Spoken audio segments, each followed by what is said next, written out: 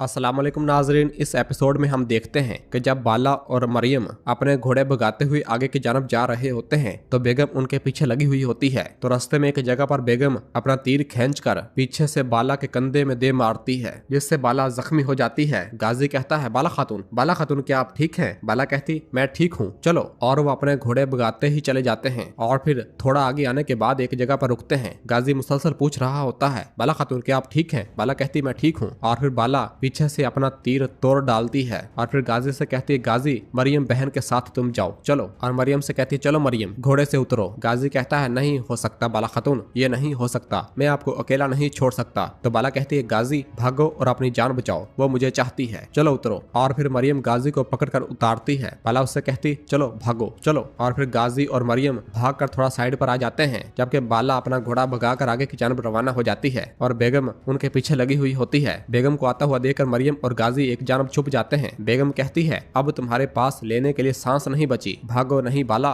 उधर उस्मान साहब, उरहान और अलाउद्दीन मुसलसल अपने घोड़े भगाते हुए आ रहे होते हैं और उस्मान साहब कहते हैं बाला ये तुमने क्या किया बाला, तुमने क्या किया बाला। और फिर इधर आगे बढ़ते बढ़ते बाला एक जानब आती है तो उसे एक छोटा सा लकड़ी का घर दिखाई देता है। बाला उस घर के पास आती है और अपने घोड़े को एक तरफ बांध देती है और फिर बाला उस घर का दरवाजा खोलकर उसके अंदर दाखिल हो जाती है और फिर वहां मौजूद एक मशाल उठाती है और उस मशाल को रखकर उसमें आग जलाना शुरू हो जाती है और पत्थरों को रगड़कर उसमें आग लगा देती है। आग जलना शुरू हो जाती है और फिर इसके बाद बाला अपना पहना हुआ चोगा उतारती है। तीर लगे होने की वजह से वो बहुत ज्यादा दर्द और कर्म में मुब्तला होती है और फिर बाला अपने एक हाथ के जरिए पीछे से तीर को जोर लगाकर जिस्म से बाहर निकाल लेती है और फिर गर्म खंजर उठाती है जो कि उसने आग में रखा होता है और उस गर्म खंजर को पीछे से अपनी कमर पर लगाती है और जख्म को दागती है। इसी दौरान बेगम खातून जब वहां से गुजर रही होती है तो उसकी नजर बाला के घोड़े पर पड़ जाती है। उसे देखकर बेगम अपने घोड़े से नीचे उतर आती है और अपनी तलवार निकाल लेती है और कहती है ना ओलुगर ना उस्मान, मैं किसी का इंतजार नहीं करूंगी, आज तुम मरोगी। बाला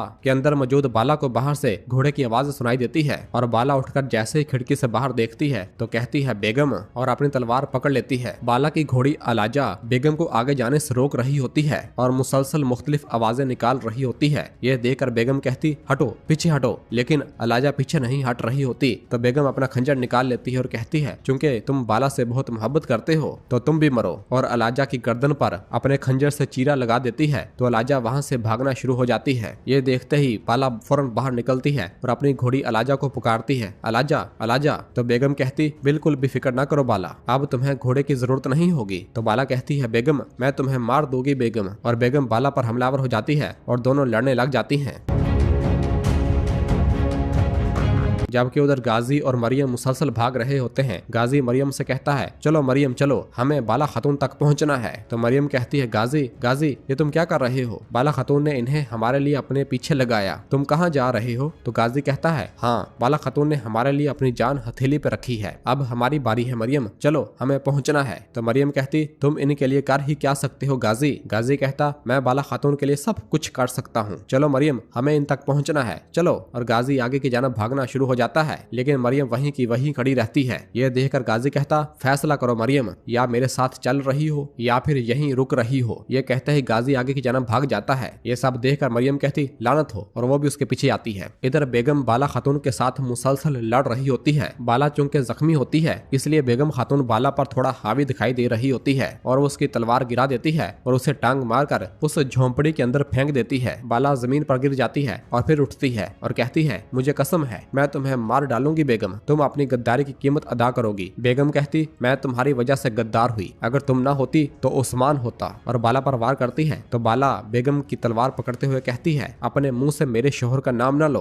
और उसे एक जोरदार थप्पड़ मारती है और फिर दूसरा मारने लगती है। तो बेगम बाला को झंझोड़ कर दीवार पर दे मारती है। बाला अपने आप को छुड़वाती है और जोर जोर कर बेगम को थप्पड़ मारना शुरू हो जाती है और फिर बेगम को गिरेबान से पकड़ते हुए कहती है तुम अपनी रियासत से गद्दारी करने वाली एक गद्दार हो और फिर एक जोरदार थप्पड़ मारती है और फिर उससे कहती तुम अपने भाई के साथ गद्दारी करने वाली एक बहन हो। बाला फिर थप्पड़ मारने लगती है तो बेगम बाला का बाजू पकड़ लेती है और एक लकड़ी उसके सर पर दे मारती है जिससे बाला का सर जख्मी हो जाता है। बेगम कहती तुम मुझे हरा नहीं सकती बाला, और फिर एक और जोरदार वार सर पर करती है तो बाला जमीन पर जा गिरती है और बेहोश हो जाती है। और फिर बेगम वहां पड़ी आग की मशाल को उठाती है और कहती है ये आग तुम्हारा अंजाम होगी बाला, और फिर बाहर आ जाती है। और फिर इसके बाद हम देखते हैं कि बेगम उस झोंपड़ी को चारों तरफ से आग लगा देती है। लकड़ी होने की वजह से वो झोंपड़ी चारों तरफ से जलना शुरू हो जाती है और बाहर खड़ी बेगम कहती है मैंने तुम्हारा कलेजा चीर दिया है उस्मान, अब खत्म, तुम्हारी बाला अब नहीं है। झोंपड़ी चारों तरफ से जल रही होती है और फिर इस दौरान बेगम की मददगार खातून भागती हुई आती हैं और कहती हैं हम कोई सुराग नहीं ढूंढ पाए। बेगम कहती मैंने ढूंढ लिया। कितने में ही एक तरफ से गाजी और मरियम भी भागते हुए वहां पर आ जाते हैं और दूर से ये सारा मंजर देखते हैं। ये देखकर गाजी बहुत परेशान हो जाता है। बेगम कहती है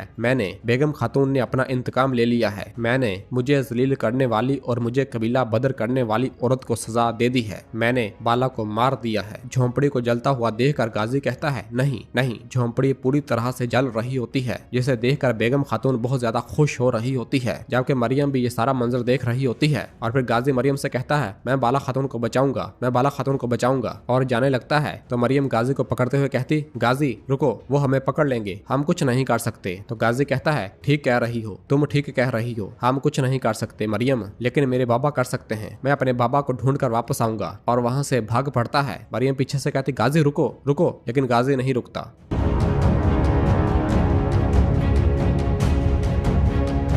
नाजरीन आगे बढ़ने से पहले मेरी आप सबसे गुजारिश है कि जिन दोस्तों ने अभी तक मेरा चैनल सब्सक्राइब नहीं किया वो जल्दी से चैनल सब्सक्राइब कर दें और बेल आइकन यानी घंटी वाले निशान को भी प्रेस कर दें ताकि आने वाले एपिसोड्स आपको आसानी मिल सकें। उधर उस्मान साहब और बाकी सब जब अपने घोड़े भगाते हुए आ रहे होते हैं कि इतने में ही सामने से बाला की घोड़ी अलाजा जख्मी हालत में उनके सामने आ जाती है। उस्मान साहब जब जख्मी खून से लथपथ अलाजा को देखते हैं तो बहुत परेशान हो जाते हैं और कहते हैं अलाजा। अलाउद्दीन के भी मुंह से बेसाख्ता निकल आता है माँ। उस्मान साहब अपने घोड़े से नीचे उतरकर अलाजा के पास आते हैं और उसे देखते हैं और कहते हैं अलाजा तुम्हें क्या हुआ, और सब बहुत ज्यादा परेशान हो रहे होते हैं। और फिर शामिल खून के निशानात का ताकुब करता है और कहता है हजूर अलाजा के खून के निशानात इस तरफ इशारा दे रहे हैं। और फिर इसके बाद सब लोग अपने अपने घोड़ों पर सवार होते हैं और उन निशानात की जानब अपने घोड़े भगाते हैं। और इधर झोंपड़ी में हर तरफ आग लगी होने की वजह से अंदर सांस लेना मुहाल हो रहा होता है और बाला को होश आ जाता है तो वो देखती है कि चारों तरफ आग ही आग होती है, पूरी झोंपड़ी जल रही होती है और वह बाहर निकलने की कोशिश करती है लेकिन दरवाजा बंद होने की वजह से बाहर नहीं निकल पाती। जबकि बाहर खड़ी बेगम कहती है आग में जलो बाला, और फिर एक खातून से कहती है तुम यहीं ठहरो और यकीनी बनाओ कि बाला राख बन जाए। और एक खातून के साथ वहां से रवाना हो जाती है जबकि अंदर बाला का सांस बंद हो रहा होता है और वो कहती है ए अल्लाह मेरी मदद फरमा। और उस्मान को पुकारती है और उन तमाम लम्हात को याद करती है जो उसने खुशी में उस्मान साहब के साथ गुजारे थे। और फिर अपने बच्चों को पुकारती है। झोंपड़ी में आग फैल रही होती है। बाला अपने आप को बचाने के लिए कुछ भी नहीं कर पा रही होती जबकि बाहर बेगम अपने घोड़े पर सवार होती है और वहां से रवाना हो जाती है। और इधर झोंपड़ी के अंदर बाला खातून जलना शुरू हो जाती है और वो कलमा शहादत पढ़ती है मैं गवाही देती हूँ कि अल्लाह के सिवा कोई इबादत के लायक नहीं, और मैं गवाही देती हूँ कि मोहम्मद सल्लल्लाहु अलैहि वसल्लम अल्लाह के बंदे और रसूल हैं। और आंखें बंद कर जाती है। जबकि दूर खड़ी मरियम जब ये सारा मंजर देख रही होती है तो उसकी आंखों से आंसू आ रहे होते हैं और कहती है ये खत्म हो गया बाला, खत्म हो गया, तुम मर गई और ये खत्म हो गया। और फिर कहती है अगर ये खत्म हो गया है तो मेरी रूह क्यों इस कदर जल रही है। और फिर इधर उस्मान साहब जब अपने घोड़े भगाते हुए आ रहे होते हैं तो सामने से गाजी भी भागता हुआ आता है और कहता है मेरे उस्मान सरदार, मेरे सरदार रुक जाएं हजूर। और उस्मान साहब के सामने आ जाता है। उस्मान साहब घोड़े से नीचे उतरकर गाजी के पास आते हैं और पूछते हैं क्या हुआ गाजी, क्या हुआ। गाजी कहता बाला खातून झोंपड़ी में जल रही है हजूर। ये सुनते ही उस्मान साहब की आंखें खुली की खुली रह जाती हैं और सबके पांव तले जमीन निकलना शुरू हो जाती है। उस्मान साहब कहते कि तुम क्या कह रहे हो, कहाँ पर। तो गाजी कहता सामने झोंपड़ी में हजूर जल्दी करें हजूर, बाला खातून जल रही है हजूर। ये सुनते ही सब लोग अपने घोड़ों पर सवार होते हैं और उस जानब अपने घोड़े भगाते हैं। जबकि उधर मरियम भी झोंपड़ी के पास पहुंच जाती है और उस्मान साहब और बाकी साहब भी झोंपड़ी के पास आ जाते हैं और सब अपने घोड़ों से नीचे उतरकर भागते हुए झोंपड़ी के पास आते हैं। झोंपड़ी पूरी तरह से जल गई होती है। उस्मान साहब जब झोंपड़ी की जानब भागते हैं और दरवाजा तोड़कर जैसे ही झोंपड़ी के अंदर दाखिल होते हैं तो बाला के ऊपर कपड़ा डाल देते हैं। जबकि बाहर उरहान और अलाउद्दीन भी मुसलसल अंदर जाने की कोशिश करते हैं मगर कई सिपाही उन्हें पकड़े हुए होते हैं और सब गम से चीख रहे होते हैं। अंदर झोंपड़ी में उस्मान साहब बाला की लाश को पकड़ लेते हैं और कहते हैं क्या हुआ, ये क्या हुआ। अलाउद्दीन और उरहान मुसलसल रो रहे होते हैं और चीख रहे होते हैं, जबकि उस्मान साहब भी बाला को सीने से लगाते हैं और कहते हैं फिक्र न करो, और उसके हाथ को देखते हैं जो कि मुकम्मल तौर पर जल चुका होता है। यह देखकर उस्मान साहब कहते हैं नहीं नहीं, ये मुमकिन नहीं है। उस्मान साहब का दिल खून के आंसू रो रहा होता है और वो बाला को सीने से लगाए हुए होते हैं, जबकि बाहर मुसलसल उरहान और अलाउद्दीन चीख व पकार कर रहे होते हैं और रो रहे होते हैं। उस्मान साहब कहते हैं नहीं, ये मुमकिन नहीं, ये हकीकत नहीं, ये हकीकत नहीं है। और जैसे ही कपड़ा पीछे हटाकर चेहरा देखते हैं तो वो बाला ही होती है। ये देखते ही उस्मान साहब ज़ारो कतार रोना और चीखना शुरू कर देते हैं और बाला बाला पुकारते हैं और अपने सीने से लगाते हैं। हर आंख अश्कबार होती है। उस्मान साहब कहते हैं उन्होंने हमारे साथ क्या किया, क्या किया, हमारे साथ क्या किया, उन्होंने क्या कर दिया बाला, इन काफरों ने क्या कर दिया। और उस्मान साहब ज़ारो कतार गम की वजह से चीख रहे होते हैं। उस्मान साहब चीखते हुए कहते हैं उन्होंने क्या कर दिया, जलील कुत्ते, जलील कहीं के। और फिर कहते हैं अब से ये आग मेरी आग बनेगी और ये शोला मेरा शोला बन जाएगा। और उस्मान साहब बाला के हाथ को चूमते हैं, जबकि बाहर उरहान अलाउद्दीन मुसलसल ज़ारो कतार चीख रहे होते हैं। उस्मान साहब कहते बाला आग का ये हर शोला एक एक करके इनके लिए दहकती हुई लवा बन जाएगा। अब से मौत मुझ पर और जिंदगी इन पर हराम होगी।